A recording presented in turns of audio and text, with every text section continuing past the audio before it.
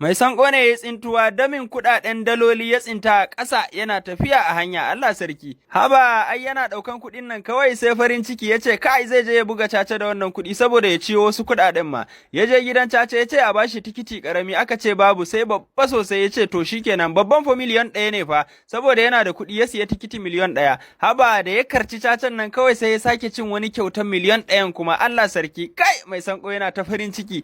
Aka tambaye shi me zai da kuɗin ya ce duk abinci zai je ya ci da wannan kuɗin gabaki ɗaya. A nan kuma abokin mai sanko ne da ya ji wancan labari da ya faru da mai sanko ya ce shi ma zai abun da zai kawo mishi kuɗi zai abun mamaki. Ya nemo injin buga bulo ya sa a kan shi yana rawa wai saboda a zo a gan shi a bashi kuɗi. Haba a sai injin buga bulon nan ya riga ya sa siminti a ciki kawai sai ya banne da kanshi. To da ya manne da kanshi an yi a cire shi fa aka kasa. Sai aka zo aka kira mai sankon nan da aka ce zai taimaki abokin shi yana hatsari. Mai sanko ya zo da zarto ya fafe wannan abun bulo in kawai sai abokin nashi ya fara farin ciki mai sanko ya kaɗa mishi mari ya ce kai banza ne saboda kaga na samu kuɗi kai ma zaka ce sai kai abun da zai kawo ma kuɗi Allah sarki haka fa ta kaya tsakanin mai sanko da abokin shi. Mai sanko ne yana gida yana wasa da jaririn shi sai birrai suka hauro ta kan katangan shi. Ha'a to shi bai ma sani ba birran nan suna sanda suna isowa kusa da shi. Da birran nan suka zo sai ya dan tsorata saboda bai saba ganin biri ba hakan yasa sai ya ajiye yaron shi a gefe yana wayyo biri. Haba sai birin nan fa ya dauki wannan yaro fa kawai sai ya wurga shi daga can saman beni har izuwa ƙasa.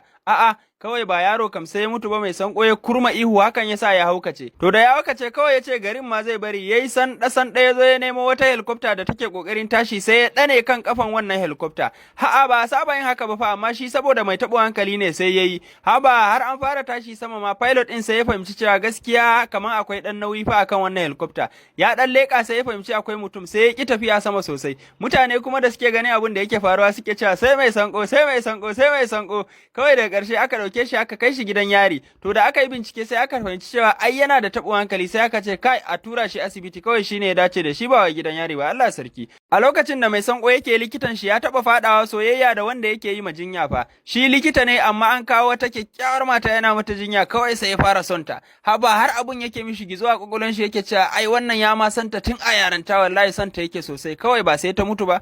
To bayan ta mutu mai sanko yayi kuka sosai Allah sarki ya je kabarinta. To da ya je kabarinta ya ce kai gaskiya zai tone ta ya kawo ta gidan shi yana soyayya da ita duk da ta mutu fa. Daman shi likita ne ya ɗauko gawanta a cikin kabari ya zo ya kwalliya wa gawanta ya kwantar da ita kan katifa yana mata hira. Tab kaga aikin mai sanko kenan lallai kam gawa ma bai bari ba. To anan kuma lokacin da mai sanko yake gidan yari ne yake lissafin ya za ya tsere daga wannan gidan yari. To hakan yasa sai ya tunanin cewa ai zai iya tserewa ta inda ake bada abinci. Sai ya lullube jikin shi da mai gaba ɗaya, kawai ya samu ya zamo dai yamo haka dai sai ya samu ya wuce ta wannan ramin da ake bada abinci. Haka fa ya wuce ya fita, ya je ya samu wata mota ya shiga, ya gudu daga wannan kurkuku. Haka aka yi ta bin shi da mota ne da helicopter ne amma ba a kama shi ba. Ya je dai yana sharholiyan shi a bakin ruwa, daga ƙarshe sai aka zo aka gano inda yake. Da aka gano inda yake sai aka ce ka shiga hannu, aka komar da shi gidan kurkukun nan dai aka kulle shi. Sannan aka sa shi a inda yake da matsi sosai fiye da na da Allah sarki. To wannan shine Allah ya samu dace amin summa amin.